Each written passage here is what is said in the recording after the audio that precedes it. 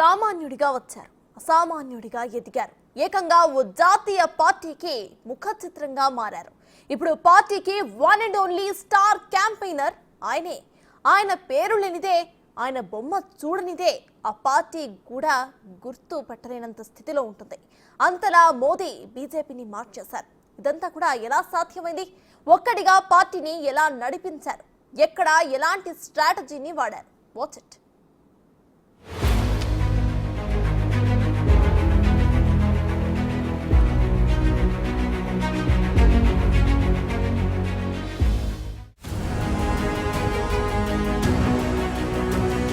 నరేంద్ర మోదీ ఇప్పుడు ఇది పేరు కాదు, రాజకీయాల్లో ఓ బ్రాండ్.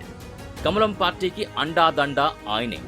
ఆయన మాట, ఆయన చతురత భారత రాజకీయాల్లో చెరగని ముద్ర వేసిందన్నది కాదనలేని సత్యం. ప్రతి ఎన్నికకు బీజేపీ స్టార్ క్యాంపెయినర్ మోదీనే. ఆయన ప్రచార శైలి భిన్నం, విపక్షాలను ఎదుర్కొనే తీరు భిన్నం. ఒక్కడిగా పార్టీలోకొచ్చి ఒకే ఒక్కడిగా పార్టీలో ఎదిగారు. ఎన్నికలంటేనే ఎన్నో వ్యూహాలు, ప్రతి వ్యూహాలు. ప్రజల నాడిని పట్టడం తలపండిన రాజకీయ నాయకులకు కూడా అంత తేలికేమీ కాదు.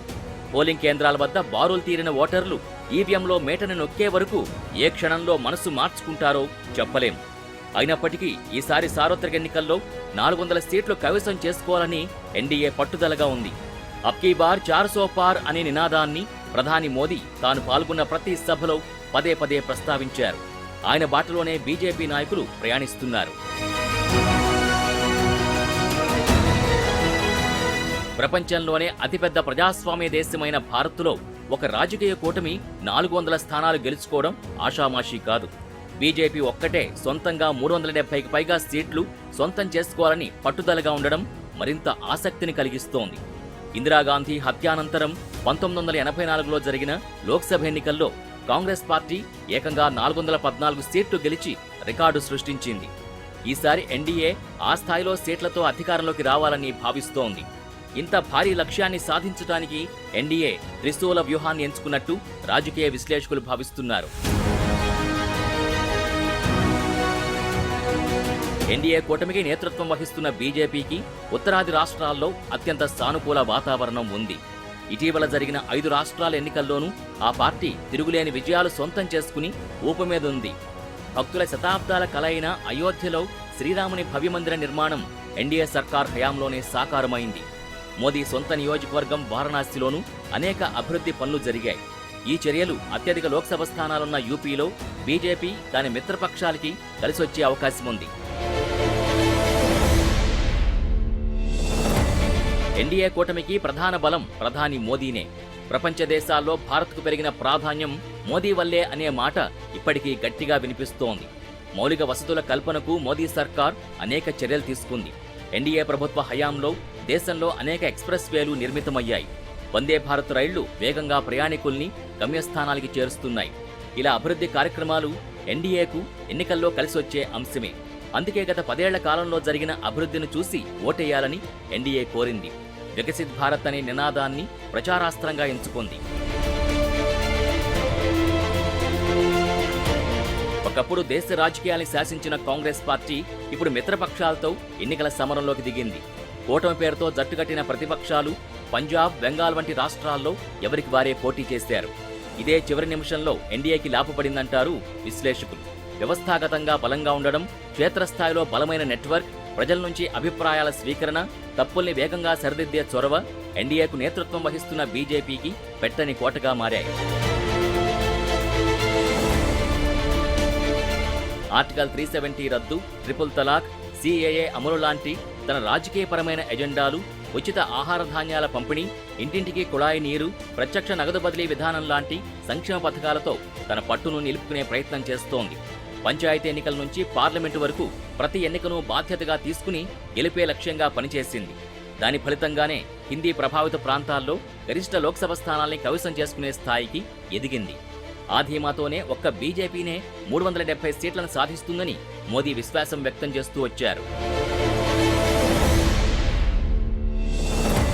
కొద్ది కాలం కిందట పార్లమెంటు సాక్షిగా కర్ణాటక ఎంపీ డీకే సురేష్ బీజేపీ ప్రభుత్వ తీరు ఇలాగే ఉంటే దక్షిణాది రాష్ట్రాలు ప్రత్యేక దేశం కోరినా ఆశ్చర్యపోవాల్సిన పని లేదని అన్నప్పుడు ఇదే మోదీ మండిపడ్డారు. దేశాన్ని చీల్చాలని చూస్తున్నారా అని పార్లమెంటులో చీల్చి చెండాడారు. కానీ దేశ రాజధాని పాలనా విభాగంలో సౌత్ నార్త్ తేడా ఉంటుందని ప్రధానికి తెలియంది కాదు. అందుకే నరేంద్ర మోదీ బహుముఖ వ్యూహాన్ని అమలు చేశారు. రాజకీయ విస్తరణతో పాటు పాలనా ప్రాధాన్యతల్లో వ్యూహాత్మక మార్పు కనబడేలా పర్యటనలకు శ్రీకారం చుట్టారు. రాజకీయ మద్దతు కూడగట్టే పేరిట ఓ పక్క ప్రయత్నాలు సాగిస్తూనే మరోపక్క ప్రాంతీయ ఆందోళనలకి బీజేపీ దూరమనే సంకేతాలనిచ్చారు. దక్షిణాది పట్ల బీజేపీకి ఎటువంటి వివక్ష లేదని చెప్పడానికి విశ్వ ప్రయత్నం చేశారు. 2024 సార్వత్రిక ఎన్నికల్లో బీజేపీకి సొంతంగా 370 లోక్సభ సీట్లు, ఎన్డీఏ భాగస్వామి పక్షాలతో కలిపి 400 సీట్లకు మించి గెలవాలన్నది బీజేపీ వ్యూహం. ఆ కలని సాకారం చేసుకునే క్రమంలో ప్రధాని మోదీ దక్షిణాదిపై దృష్టి సారించారు. రాజకీయ ప్రయోజనాలకు అతీతంగా దక్షిణ భారతదేశ విశిష్టతల్ని ఆయన పార్లమెంటు లోపల బయట కూడా నొక్కి చెప్పడం ప్రారంభించారు. జీడీపీకి గణనీయంగా తోడ్పడుతున్న దక్షిణాది పట్ల వివక్ష లేదని అవకాశం దొరికిన ప్రతిసారి చెప్పుకొచ్చారు ప్రధాని మోదీ. ఉత్తరాదితో పోల్చుకుంటే దక్షిణాది రాష్ట్రాలు ఆర్థికంగా బలమైన రాష్ట్రాలుగా ఉన్నాయని భావించారు. ప్రణాళికాపరమైన పారిశ్రామికాభివృద్ధి, అభివృద్ధి చెందుతున్న ఐటీ సెక్టార్లు, నగరీకరణ, ఇతర సేవా రంగాల్లో దక్షిణాది రాష్ట్రాలు ముందున్నాయి. ఈ ప్రాంత ఆర్థిక సామర్థ్యాన్ని బీజేపీ గుర్తించింది. మౌలిక వసతులు కల్పిస్తున్నందునే ఈ తరహా అభివృద్ధి సాధ్యమైందనే విషయాన్ని మోదీ చెప్పకనే చెప్పారు. తద్వారా మార్పు కోరుతున్న తరాన్ని తన వైపు తిప్పుకోవాలని చూశారు. దక్షిణాది రాష్ట్రాల సంస్కృతి, సాంప్రదాయాలు కీలక పాత్ర పోషిస్తాయి. దక్షిణాది రాష్ట్రాల ప్రత్యేక సాంస్కృతిక గుర్తింపులు, సున్నితత్వాలు కలగలిపి ఉంటాయి. దేశభక్తి ఎంత మెండో దైవభక్తి కూడా అంతే ఎక్కువ. గ్రామదేవతల సంస్కృతి, దాని నుంచి పండగలు ఎక్కువ. ఇప్పుడు వాటిని కలుపుకుని పోవడానికి మోదీ ప్రయత్నాలు మొదలుపెట్టారు. ప్రాంతీయ ఉత్సవాల్లో పాల్గొనే ప్రయత్నం చేశారు. ఎక్కడికైనా వెళ్ళినప్పుడు స్థానిక భాషల్లో మాట్లాడే ప్రయత్నం చేశారు. ప్రతి సభలో స్థానిక భాషల్లో మాట్లాడి ఓటర్లను ఆకట్టుకున్నారు. సంకేతాలు, సంజ్ఞలు చేస్తూ తాము దక్షిణాదిలో భాగమే అనే ప్రయత్నం బాగానే చేశారు. భద్రకాళి అమ్మవారి మహత్యానికి, సమ్మక్క సారలమ్మ పౌరుషానికి, రాణి రుద్రమ పరాక్రమానికి ప్రఖ్యాతి గాచిన వరంగల్కు రావడం సంతోషంగా ఉంది. ఈ ఏడాది జనవరిలో అయోధ్యలో రామమందిర ప్రాణప్రతిష్ఠకు ముందు ప్రధాని మోదీ దక్షిణాది ఆలయాల్ని అనేకసార్లు సందర్శించారు. వీరభద్ర దేవాలయం, గురువాయూర్ ఆలయం, త్రిపురయాల శ్రీరామస్వామి ఆలయం, రంగనాథస్వామి ఆలయం, రామేశ్వరం ఇలా అన్నీ సందర్శించారు. ఈ సందర్శనల వెనక కూడా రాజకీయ ప్రయోజనమే ఉందని చాలామంది భావించారు.